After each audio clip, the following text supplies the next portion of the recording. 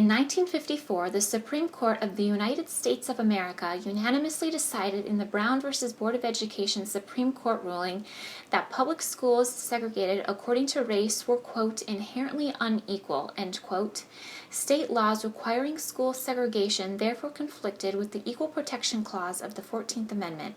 The ruling challenged traditional attitudes and threatened a segregated way of life in the South, validated in 1896 by the court's ruling in Plessy v. Ferguson. In 1896, ruling permitted, quote, separate but equal, quote, public accommodations, and in 1955, the court ordained that desegregation of public schools should proceed, quote, with all deliberate speed, end quote. Yet in many parts of the South, reactionary forces resisted. In Little Rock, Arkansas, Governor Orville Faubus challenged efforts by the school board to institute a gradual school desegregation process and ordered state National Guard troops to defy federal law and stop 9 African American students from attending an all-white high school. As television spread images of the subsequent mob violence around the world, President Dwight D. Eisenhower, in the following radio and television address on September 24, 1957, announced his reluctant response. Despite his disapproval of the Brown decision, Eisenhower couched his address in the language of law and order. Cold War propaganda and national pride, became the first president since Reconstruction to send federal troops to protect the rights of African Americans. Although the 9 students enrolled, resistance to segregation continued as Faubus closed Little Rock high schools the following year, and the number of desegregated schools in the South dropped precipitously in the ensuing years. Mob rule cannot be allowed to override the decisions of our courts. President Dwight D. Eisenhower's 1957 address on Little Rock, Arkansas. Good evening, my fellow citizens. For a few minutes this evening, I want to speak to you about the serious situation that has arisen in Little Rock. To make this talk, I have come to the President's office in the White House.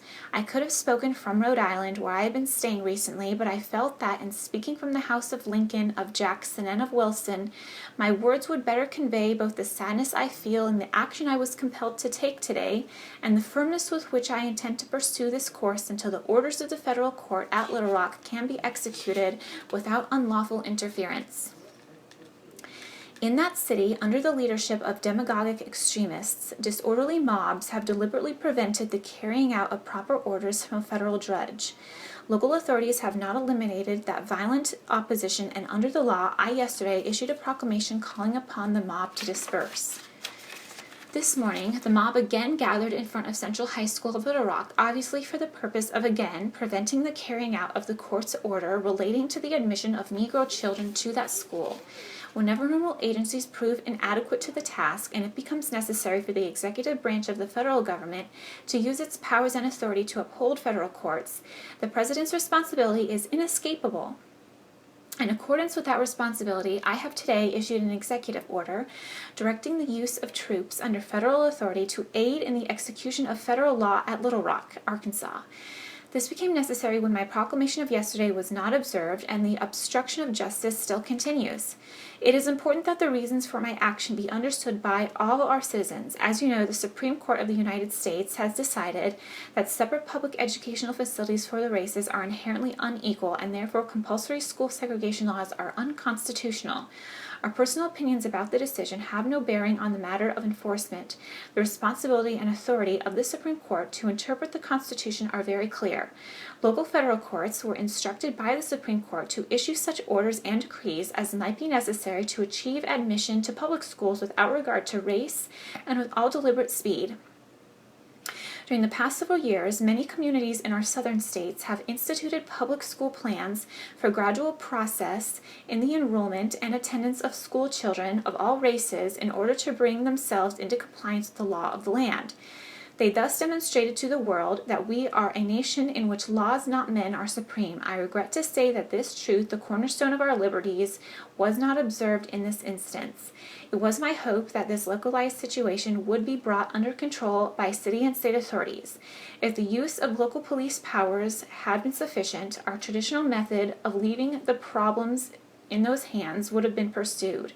But when large gatherings of obstructionists made it impossible for the decrees of the court to be carried out, both the law and the national interests demanded that the President take action. Here's the sequence of events in the development of the Little Rock School case.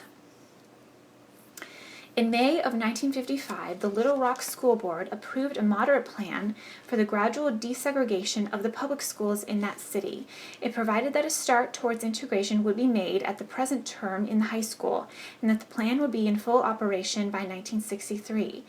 Here I might say that in a number of communities in Arkansas, integration in the schools has already started and without violence of any kind. Now, this Little Rock plan was challenged in the courts by some who believed that the period of time as proposed in the plan was too long. The United States Court at Little Rock, which has supervisory responsibility under the law for the plan of desegregation in the public schools, dismissed the challenge, thus approving a gradual rather than an abrupt change from an existing system.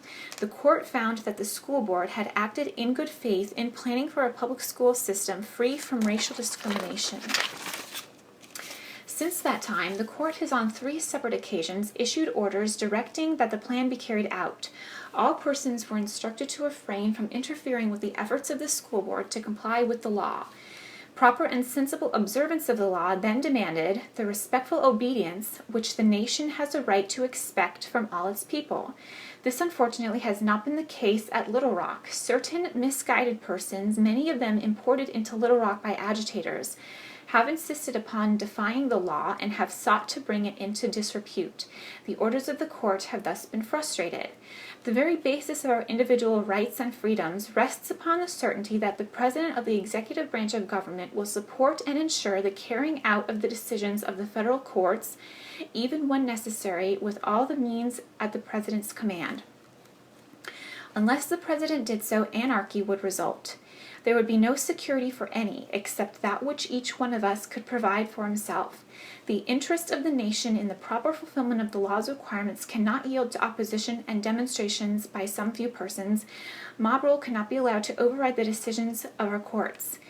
Now let me make it very clear that federal troops are not being used to relieve local and state authorities of their primary duty to preserve the peace and order of the community, nor are the troops there for the purpose of taking over the responsibility of the school board and other responsible local officials in running Central High School.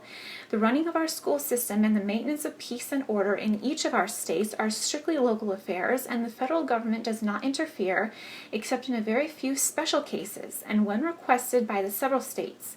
In the present case, the troops are there pursuant to law solely for the purpose of preventing interference with the orders of the court. The proper use of the powers of the executive branch to enforce the orders of a federal court is limited to extraordinary and compelling circumstances. Manifestly, such an extreme situation has been created in Little Rock. This challenge must be met with such measures as will preserve to the people as a whole their lawful protected rights in a climate permitting their free and fair exercise. The overwhelming majority of our people in every section of the country are united in their respect for observance of the law, even in those cases where they may disagree with that law. They deplore the call of extremists to violence. The decision of the Supreme Court concerning school integration, of course, affects the South more seriously than it does other sections of the country.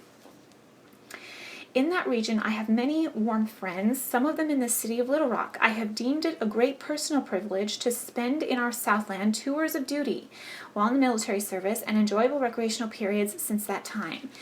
So from intimate personal knowledge, I know that the overwhelming majority of the people in the South, including those of Arkansas and of Little Rock, are of goodwill, united in their efforts to preserve and respect the law even when they disagree with it. They do not sympathize with mob rule. They, like the rest of our nation, have proved in 2 great wars their readiness to sacrifice for America. The foundation of our American way of life is our national respect for law. In the South, as elsewhere, citizens are keenly aware of the tremendous disservice that has been done to the people of Arkansas in the eyes of the nation, and that has been done to the nation in the eyes of the world. At a time when we face grave situations abroad because of the hatred that communism bears towards a system of government based on human rights, it would be difficult to exaggerate the harm that is being done to the prestige and influence and indeed to the safety of our nation and the world. Our enemies are gloating over this incident and using it everywhere to misrepresent our whole nation. We are portrayed as a violator of those standards of conduct which the peoples of the world united to proclaim in the Charter of the United Nations. There they affirmed, quote, faith in fundamental human rights, end quote, and, quote, in the dignity and worth of the human person, end quote, and they did so, quote, without distinction as to race, sex, language, or religion, end quote. And so, with deep confidence, I call upon the citizens of the state of Arkansas to assist in bringing to an immediate end all interference with the law and its processes. If resistance to the federal court orders ceases at once, the further presence of federal troops will be unnecessary, and the city of Little Rock will return to its normal habits of peace and order, and a blot upon the fair name and high honor of our nation in the world will be removed. Thus will be restored the image of America and of all its parts as one nation, indivisible, with liberty and justice for all. Good night, and thank you very much.